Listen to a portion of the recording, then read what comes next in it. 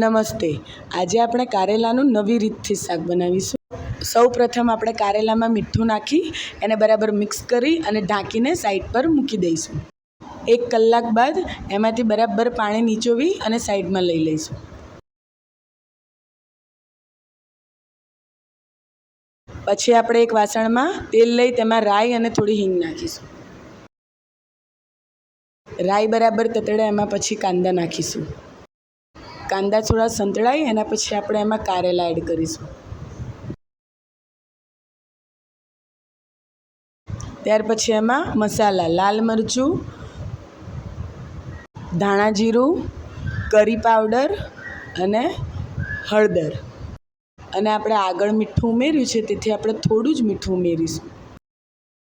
પછી બરાબર બધું મિક્સ કરી અને એને થોડી વાર ઢાંકીને સિજવા દઈશું.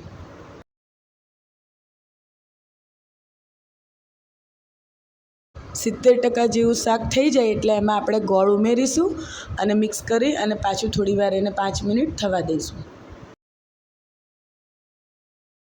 ગોળ બરાબર મેલ્ટ થઈ ગયો છે અને આપણું શાક પણ રેડી થઈ ગયું છે. પછી આપણે એને ગરમ ગરમ સર્વ કરીશું. તમે રોટલી કે પરોઠા સાથે પણ એને સર્વ કરીશું. Thank you for watching. Har Har Mahadev.